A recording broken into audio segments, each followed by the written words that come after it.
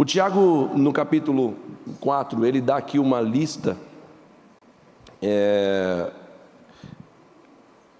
questionando alguns irmãos sobre os seus pecados.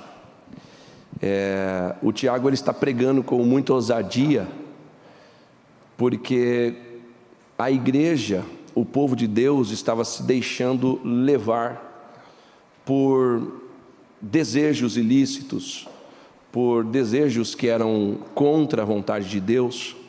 E o Tiago se posicionou, e ele pegou pesado aqui com o pessoal, a partir do versículo 1. E se você puder, pode olhar para a Bíblia, nós vamos ler rapidinho. De onde vêm guerras e brigas entre vós? Porventura não vem disto, das concupiscências que guerreiam nos vossos membros? Cobiçais e nada tendes, matais e desejais ter, e não podeis obter, combateis e guerreais, e nada tendes, porque não pedis. Pedis e não recebeis, porque pedis mal, para consumirem seus vossos deleites. Adúlteros e adúlteras, não sabeis vós que a amizade do mundo é inimizade contra Deus? Qualquer que quiser ser amigo do mundo, torna-se um inimigo de Deus. Pensais vós que as Escrituras dizem em vão? O Espírito que habita em nós tem ciúmes. Antes dá mais graça. Portanto, ele diz: Deus resiste aos orgulhosos, mas dá graça aos humildes. Sujeitai-vos, pois, a Deus, resisti o diabo, e ele fugirá de vós. Você lendo isso aqui, é uma lista de fatos que acontecem hoje, inclusive, dentro das nossas igrejas. São fatos que acontecem no meio da nossa família, às vezes tão próximo de nós. O Tiago está combatendo isso com veemência, porque desde quando o Senhor formou o homem, e o homem veio se desencadeando no nível do pecado, na inimizade com Deus, sempre Deus com amor foi tentando proximidade com o homem se afastando, proximidade com o homem se afastando, proximidade, o homem se afastando, até que o Senhor fez o plano, o grande plano, o plano incomparável, o plano inigualável. Ninguém tem um plano igual ao dele, que é enviar o seu único filho para ser morto por toda essa humanidade corrupta, suja, podre, estragada. O Senhor vai assim: vai meu filho, o meu filho vai morrer, o meu filho vai sofrer numa cruz, para quê? Para pagar o pecado daqueles a quem não deveria ser pago, mas eu vou pagar pelo meu amor. E ele enviou Jesus para isso. Depois de Jesus, aconteceu que a sociedade mudou? Aconteceu que nós melhoramos com os nossos pecados? Aconteceu que nós, depois do ato de amor de Jesus por nós, nós abandonamos nossas práticas ilícitas? Sim? Não. Por que essa mensagem está sendo pregada hoje? Porque ainda tem gente dentre nós que insiste em fazer aquilo que desagrada a Deus. Porque tem gente dentre nós que está sentado na casa de Deus, mas é inimigo de Deus. Porque tem gente dentre nós que diz glória a Deus, quando deveria, quando na sua prática, na teoria ele diz glória a Deus, mas na sua prática ele diz glória ao Satanás.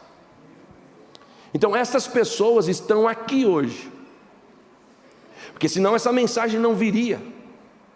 Essas pessoas poderão me assistir ou já estão me assistindo, porque senão essa mensagem não viria.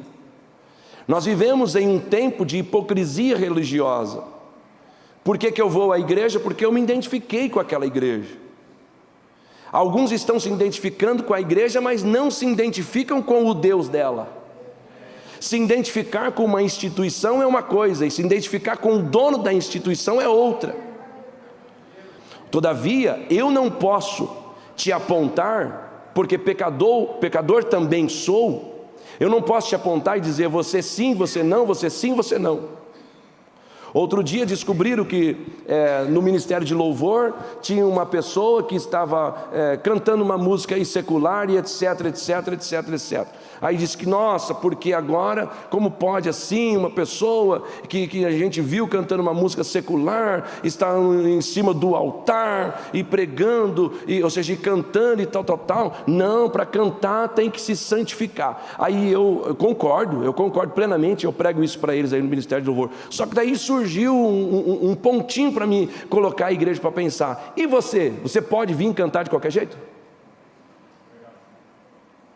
Então nós temos que parar ali na entrada da igreja, colocar uma catraca e começar a perguntar: tem pecado aí?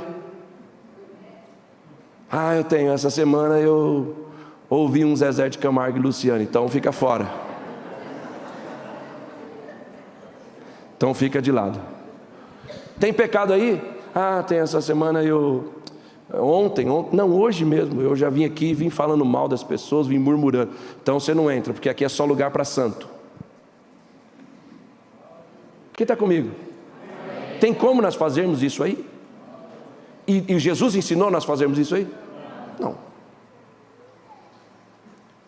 Tanto para mim que estou aqui pregando para vocês, quanto para vocês que estão aí ouvindo, a palavra é uma só. Ou tem Bíblia para pastor e Bíblia para membro de igreja? Tem? Tem Bíblia para quem toca e Bíblia para quem canta? Tem Bíblia, tem palavra de Deus. Eu tenho que ter vida, nós temos que ter vida, mas Deus não nos colocou como juiz do nosso irmão. Então eu não posso neste culto apontar você, Sidney, e dizer: você, Sidney, é assim, assim, assado. Você não poderia estar aqui. Não, mas quando a palavra queimou em meu coração, eu tenho que vir entregar. Agora, como diz o ditado popular do nordestino, pega a carapuça e veste. É comigo que a palavra está falando, eu preciso mudar. É comigo que a palavra está falando, eu tenho que tomar um rumo novo. Então o Tiago ele vem aqui e dá 3 opções. Aliás, não vou dizer opções. Ele separa aqui esse versículo em 3 pontos. 3 sugestões. Quem quer falar aí? 3. O que, Davi? 3 o que ele dá aí?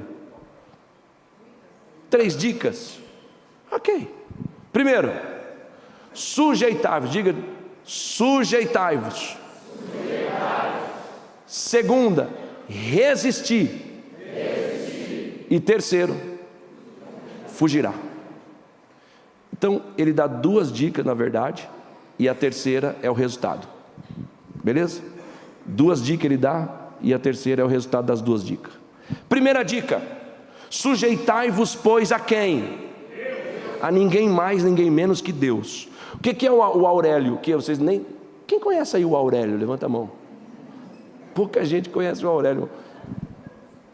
Você só tem 20 anos, filho. Você conhece? Tem um menino que não sabe o que é o Aurélio. Mas quem conhece o Google? Aí todo mundo.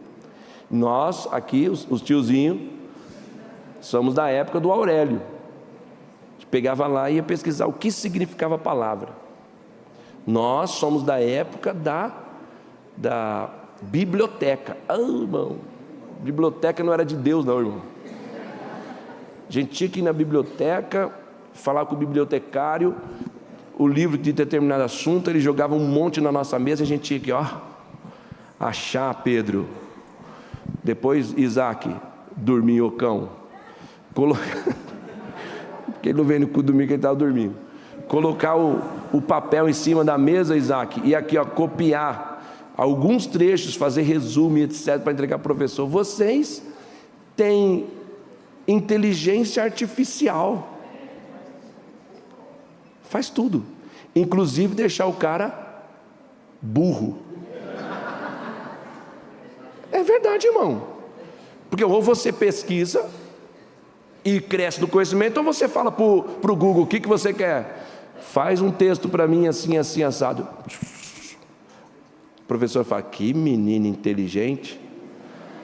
Está te enganando, você está se enganando, cara. Quem está comigo? Ai, pastor, que palavra pesada. Desculpa aí para vocês do mimimi, mas é mesmo.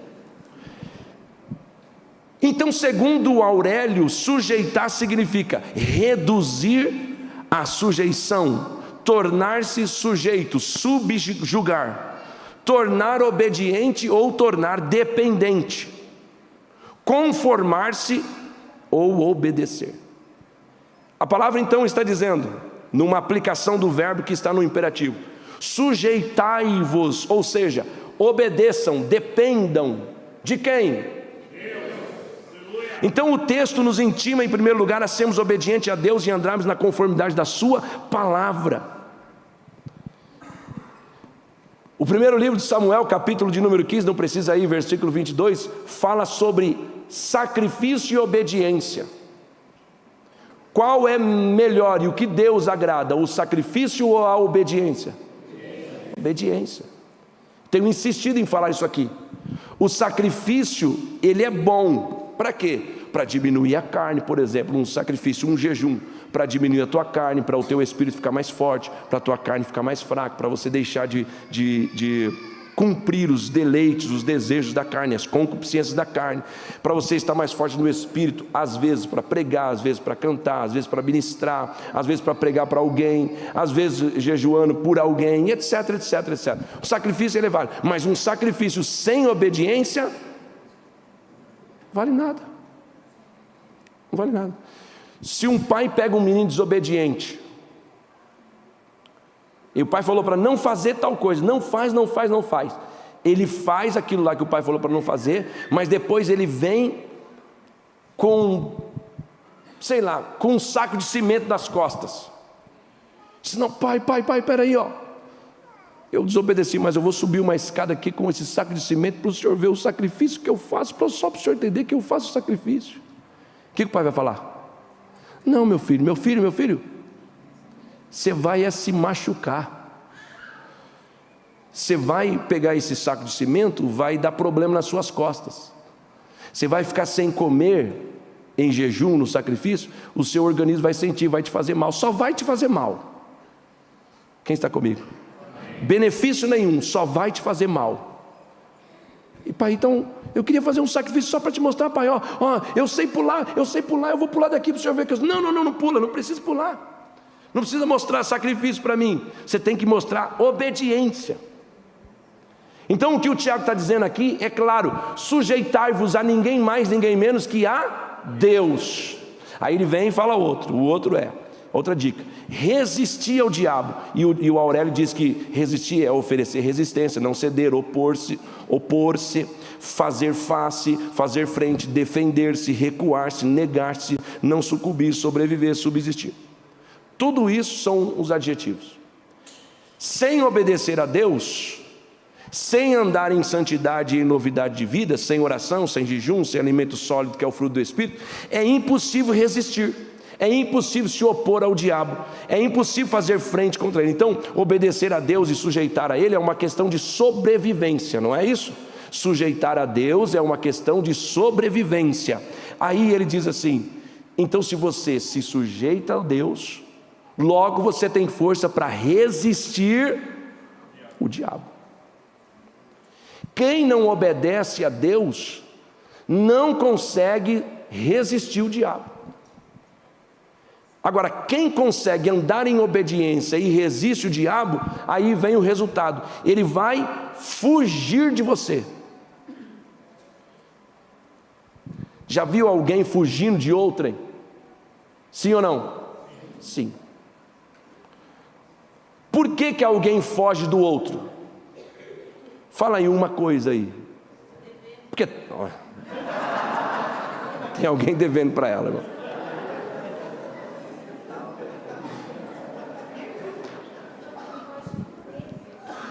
Alguém foge do outro porque está devendo, ela tem razão. A irmã Márcia disse, foge porque tem medo do outro. O que mais? Foge porque não vale nada, né? Pode ser assim. O que mais? Enfim. Foge. Vamos ficar aqui no medo. O diabo tem medo de crente que obedece a Deus, sim senhor. O diabo tem que bater em retirada para crente que obedece à voz do Senhor, sim senhor. Senão esse texto não era verdade. Você viu a lista de pecados aqui que ele embutiu, do versículo 1 até chegar onde nós lemos, até o 8, até o 7? Você viu a lista de pecados que ele deu? Ele diz assim: se você se sujeitar a Deus, se você resistir o diabo, ele vai fugir. Então hoje Deus, a partir desse início desta palavra, está dizendo assim: está faltando obediência. Tudo que um pai e uma mãe quer de um filho é obediência. Dá gosto de você chegar e falar assim: meus filhos são obedientes.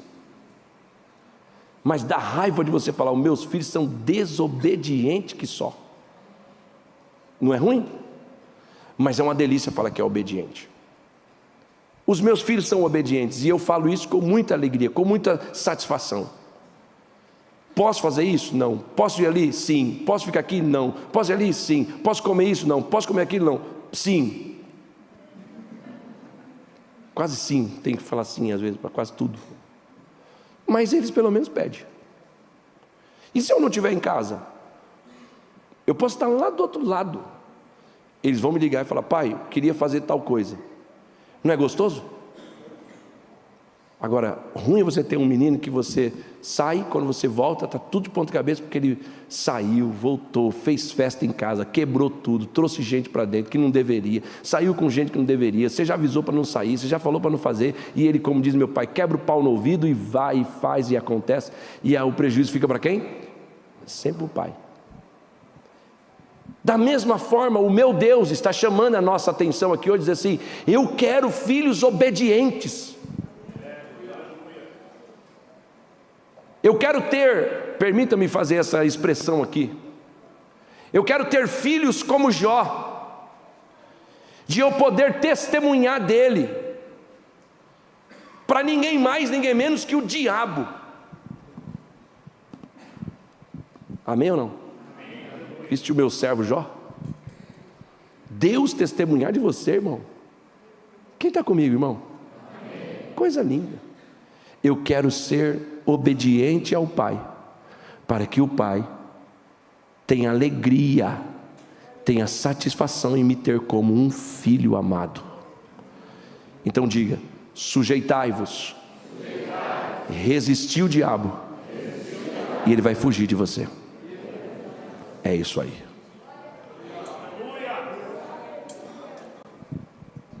Por favor, Ricardo, coloque para mim primeiro livro de Samuel, capítulo 7.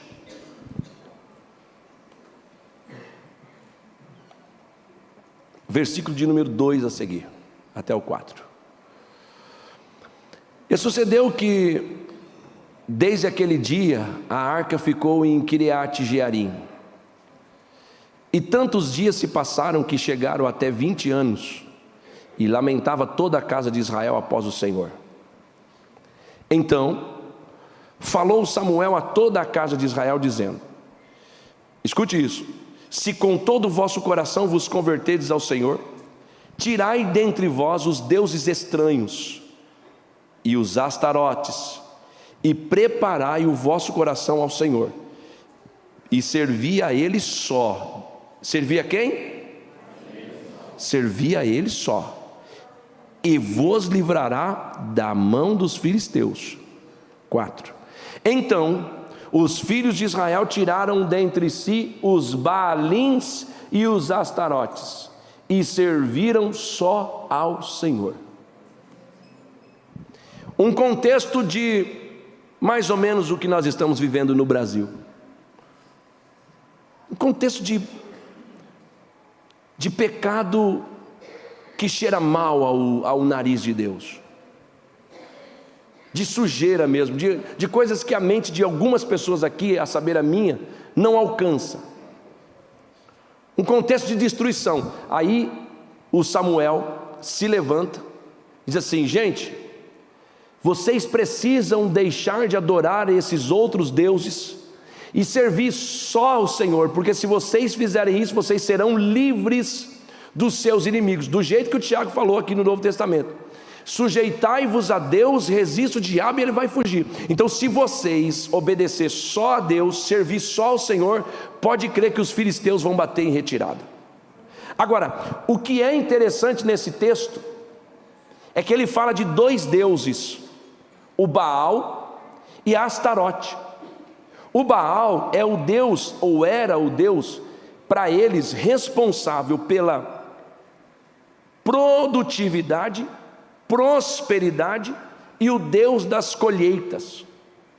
Por que eles adoravam Baal? Fica comigo. Por que eles adoravam Baal? Porque eles acreditavam que era o Baal que fazia eles prosperar. Lembra do embate com Elias, Acabe e Elias? Porque Acabe adorava o Baal e acreditava que o Baal fazia a chuva descer. Acreditava que Baal que fazia a terra produzir. O Elias se levantou para dizer: não, não é o Baal, é o Senhor Deus de Israel que manda nisso aqui tudo. Com o passar do tempo, eles aqui ainda insistem em adorar Baal, esperando que seja assim. O Baal continua nos prosperando, o Baal continua regando a nossa terra e etc, etc. Então, um Deus da produtividade era o Baal. E o outro, Astarote, pastor, o que era a deusa do quê? Astarote era a deusa da fertilidade. Olha só, Astarote era a deusa da lascívia. Astarote era a deusa do amor. Então, eram dois deuses que eles seguiam. E o Samuel chegou e bateu na mesa e disse: está na hora de vocês deixarem esses deuses e começar a servir a um Deus que é o Deus de Israel, que está acima de tudo.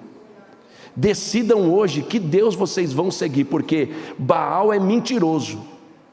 Baal, o Deus do dinheiro, é mentiroso. O Deus da produtividade é mentiroso.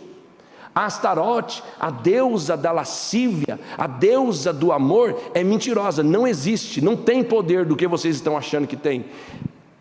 Sacrifício de crianças era envolvido. Orgias sexuais, era a marca dos cultos que eles prestavam a esses ídolos.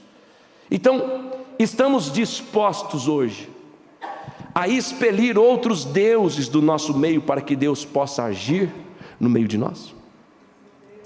Ou nós estamos querendo continuar congregando em uma igreja apática, uma igreja superficial, uma igreja onde a gente vem, a gente chora, mas não lembra mais por que choramos domingo passado. Uma igreja onde nós chegamos e sentimos um ambiente, você fala: nossa, quando eu entro lá até me arrepia. Mas na segunda-feira você está tudo igual ao que você estava antes de você ir para o culto. Nós temos disponibilidade de ouvir a palavra como se o Samuel hoje estivesse aqui pregando. O Deus de Samuel está, como se essa mensagem que o Samuel estava pregando para Israel estivesse pregando ao seu ouvido, dizendo assim: está na hora de você deixar de servir a esses deuses e servir a um só Deus, o Deus de Israel, o que tem poder de fazer tudo e muito mais. Agora, diga para mim, senhores, se Baal não está atuando hoje aqui pelo Brasil, por Botucatu, e aqui nós somos um. Será, pastor? Irmão, não é à toa que o apóstolo Paulo diz no Novo Testamento: porque o amor ao dinheiro é a raiz de todos os males, e alguns nesta cobiça se desviaram da fé, e a si mesmo se atormentaram com muitas dores. Timóteo capítulo 6, versículo 10. Ele não disse que o dinheiro é a raiz dos males, ele disse que o amor ao dinheiro, quando o dinheiro se torna um Deus para você, logo você vai ter muito tormento. Não estou falando dos ricos, eu estou falando de todos, tanto o rico quanto o pobre, porque também tem pobre que ama o dinheiro, porque também tem o classe média que também ama o dinheiro, tem também o classe alta que ama o dinheiro, tem o classe altíssima que ama o dinheiro, e tem os milionários, os bilionários, os trilionários, que amam o dinheiro, que têm o dinheiro como se fosse um Deus. E hoje Deus está dizendo assim: está na hora de vocês olharem para mim como sendo o seu Deus. A sua dependência precisa ser a mim e não ao dinheiro que você tem, ao muito ou ao pouco. Está na hora de você entender que você precisa se sujeitar a mim, depender de mim, obedecer a mim, resistir o diabo que está te tentando, e ele vai fugir de você. O texto é claro em dizer assim, alguns nesta cobiça do dinheiro, se desviaram da fé e a si mesmos se atormentaram com muitas dores. Alguém aqui conhece pelo menos um casamento que terminou por causa de dinheiro? Levanta a mão. Alguém aqui conhece pelo menos uma pessoa que se desviou por causa do dinheiro? Levanta a mão. O dinheiro tem o poder de um Deus, meu prezado Rogério. O dinheiro tem o poder de um Deus, porque o dinheiro te dá posição, o dinheiro te dá status, o dinheiro te coloca nos melhores lugares, o dinheiro te dá fama, o dinheiro faz você ser visto pelas pessoas, vira bonzinho para as pessoas, porque você tem muito dinheiro, sai dando, todo mundo fica perto de você, porque quer dinheiro. O dinheiro te coloca em lugares que você nunca entraria se você não tivesse ele. Logo, esse dinheiro tem característica de um Deus. Tem uma coisa que esse dinheiro não faz: é te dar a vida que o Senhor te deu. Foi o dinheiro que soprou nas narinas do homem? Foi o espírito do dinheiro que entrou no homem? Foi o espírito de quem? De Deus. E o homem respirou. Primeiro vem a tua vida, depois você trabalha e tem o teu dinheiro. Então o teu dinheiro não pode ser primeiro que a tua vida. Você não pode nivelar os teus relacionamentos pelo dinheiro. Hoje Deus está falando assim: este mal está cegando a humanidade. Este mal está tirando pessoas de buscar a Deus, acreditando que o poder está naquilo que se tem.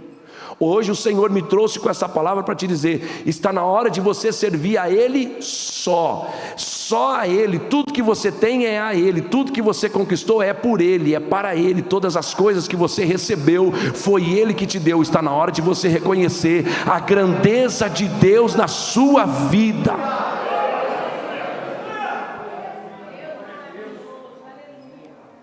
O outro, Gálatas 5,19, coloque por favor. Astarote ainda impera por aí.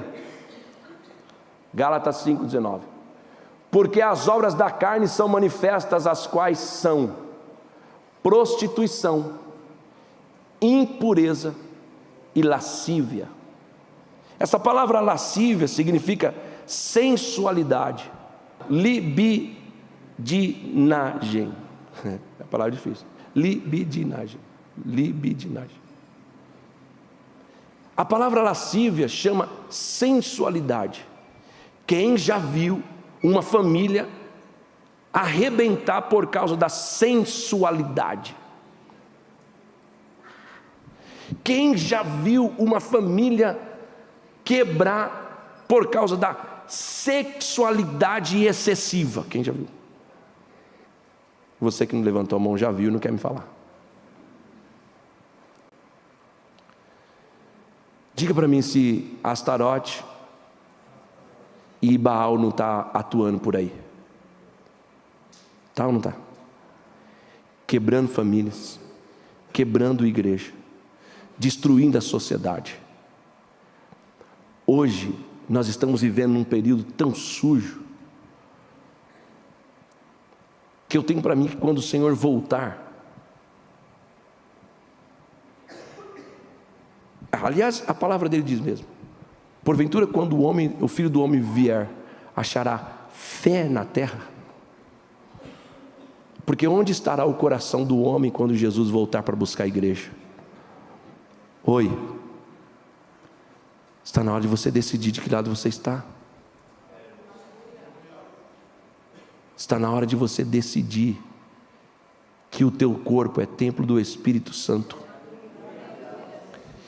E o que está nesta palavra é verdade. Quanto a essas obras da carne que você tem deixado se levar, o sexo para alguns tem virado um Deus. Eu ouço coisas, porque sou pastor e tenho sempre recebido informações de todos os lados. que a minha cabeça não consegue alcançar. Eu já vi entrevistas, as pessoas entrevistando dentro de bailes, em vídeos que me mandaram, perguntando para as meninas ou para os meninos: e aí, você gosta de homem ou de mulher? Qualquer um. Para mim tanto faz homem, tanto faz mulher. Tem uma linguagem que diz agora: eu sou pan. Pan. Pan. Se meu filho disser para mim que ele é pan, eu dou uma panzada nele. O que é pan? Escute-me o que é pan. Pan é você sentir o prazer no corpo, independente de que corpo é. O meu Deus, é contrário a esta palavra. É contrário aos princípios das quais o Senhor instituiu. Sujeitai-vos, obedeçam a Deus. Resistam o diabo e ele vai fugir. Eu acabei de dizer na abertura dessa palavra que alguns dizem glória a Deus, quando na verdade estão querendo dizer glória ao diabo. Porque a tua vida é uma vida de adoração ao diabo. Porque a tua vida é uma vida de adoração ao teu dinheiro. A tua vida é uma adoração aos teus desejos ilícitos. A tua vida é uma vida de inclinação aos seus desejos que não são da vontade de Deus. Hoje o Senhor está te chamando aqui hoje para se posicionar. Quer ter uma vida íntegra, cheia de Deus, cheia de alegria, cheia de paz, cheia de felicidade, e no dia que o Senhor bater e te chamar para morar com Ele, você ir em paz, tranquilamente, sabendo que o céu de luz te espera. Sabe como vai dar certo isso aí? A hora que você sair de cima do muro e ir para o lado daquele que tem poder, aquele que te deu vida e vida com abundância. Meu Deus, está na hora dos filhos começarem a agradar ao Pai, está na hora dos filhos começarem a agradar aquele que te deu vida. Está na hora dos filhos fazer a vontade daquele que morreu por você, e não a nossa vontade. A nossa vontade não é nada perto da vontade dele. Quem está comigo? Qual foi o posicionamento deles? Eles deixaram de servir a Baal e deixaram de servir a Astarote. Aí sim, agora nós vamos servir só ao Senhor. Só o Senhor é Deus. E foi eles se posicionar assim, os filisteus perderam a guerra. Que guerra que você não está conseguindo vencer? Que tipo de guerra você não está conseguindo avançar? É porque tem ainda algum Deus que está reinando na tua vida. Ah, pastor, eu não consigo me achar na minha vida sentimental. É porque tem um Deus que está imperando mais do que o Deus que deveria imperar. Ah, pastor, eu não consigo me achar. Olha, a minha vida conjugal nunca dá certo. Tem um Deus com D minúsculo que está imperando onde não deveria imperar. A minha vida profissional, pastor, é uma lástima. Dá uma olhadinha no retrovisor e veja se você não está de olho mais no Deus. Hoje no Novo Testamento trata como Mamon, e eu cito no Velho Testamento o Baal. Vê se você não está de olho mais no Deus da prosperidade do que no Deus que te deu vida, salvação e direito à vida eterna. Por que é que você nunca se acha? Porque você é um avarento. Porque você é uma avarenta. Porque você só pensa no dinheiro. Você trabalha rodeando todo o tempo dinheiro, dinheiro, dinheiro. Faço qualquer negócio é dinheiro, faço qualquer negócio é dinheiro. Você não tem paz, você não dorme, você não tem tranquilidade, você não tem alegria em casa, você não tem alegria com as pessoas. Você dinheiro, dinheiro, dinheiro, dinheiro, dinheiro, dinheiro, dinheiro, dinheiro, e Deus falando. E Deus chamando a tua atenção: olha, eu aqui, eu quero te colocar num lugar onde você tenha paz. Porque com Deus Você pode até ter muito, mas se você estiver com Deus, você terá muito em paz. Você pode até ter pouco, mas se estiver com Deus, você terá pouco em paz. Porque a minha Bíblia ensina que a bênção de Deus, guarde isso, enriquece e não acrescenta dores. Não, pastor, daí a gente já confunde. Não, pastor, é a dor do crescimento. Não confunda uma coisa com a outra. A bênção de Deus enriquece, não acrescenta dores. Eu estou pregando na certeza da mensagem que Deus me deu. Se você se sujeitar a Deus, se você obedecer a Deus, se você resistir ao diabo, você não precisa forçar as portas, você não precisa arrombar as portas, você não precisa usar pé de cabra para entrar em determinados lugares, você não precisa de ninguém para abrir caminho para você, você não precisa de mandar o WhatsApp: ô fulano, me ajuda a abrir esse caminho, ô Bertano, faz assim por mim. Fala com um senador, fala com um deputado, fala com não sei quem. Não, quem se sujeita a Deus, quem resiste o diabo, as portas são escancaradas e você passa glorificando o nome dele.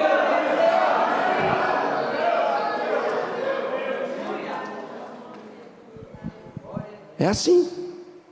O Pedro estava na prisão, a igreja orava, o anjo veio visitar o Pedro, e o Pedro saiu da prisão, as portas cheias de ferrolhos.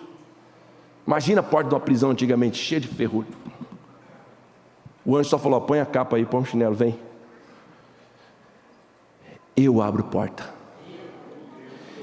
Eu tiro gente de prisão. Aleluia. Qual prisão você não está conseguindo sair? Do amor ao dinheiro? Da sensualidade excessiva, dos desejos ilícitos, das pornografias? Qual é? Da prostituição? Qual é a prisão que você não está conseguindo sair? Eu estou te chamando a atenção.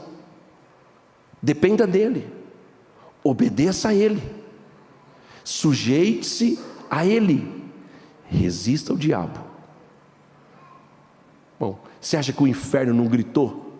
Você acha, pastor Isaac, que o inferno não fez o maior barulho quando Pedro vinha vindo atrás do anjo? O inferno: não pode acontecer isso, guarda, mas é espírito, né, o diabo? Guarda, seu miserável, acorda, olha lá, ele está saindo, guarda. E o guarda aqui, porque o diabo é diabo, irmão. Você não vai nem rir. O diabo é diabo, irmão. O diabo não é gente, nem gente é o diabo. Ele vai. O diabo só fala: pelo amor de Deus, e só faltou falar. E o anjo vem vindo, e o Pedro atrás. Mas sabe por quê? Porque o Pedro sempre esteve sujeito à vontade de Deus. E o Senhor tira gente de cadeia. Quem está recebendo o que eu estou falando? Quem obedece a Ele, Ele tira de cadeia, Ele resgata, Ele põe para fora e diz: fica feliz, filho, fica livre, filho, para me adorar. Eu estou aqui para te ajudar, eu estou aqui para te colocar de pé, eu estou aqui para segurar a tua mão, eu estou aqui para fazer você caminhar. Em nome de Jesus, somos um. Guarde essa palavra no seu coração: sujeitai-vos, pois, a Deus, resistir o diabo vai olhar para você, o diabo vai ranger os dentes contra você, mas uma coisa é certa: o diabo não vai tocar em você, porque o diabo está com medo daqueles a quem depende de Deus. O diabo não vai tocar na sua casa, não vai tocar nos seus negócios, não vai tocar no seu filho, não vai tocar na sua filha, nem no seu marido, porque tem alguém aqui que ainda está sujeito à vontade de Deus. Se é verdade, glorifica Ele aí. Somos um.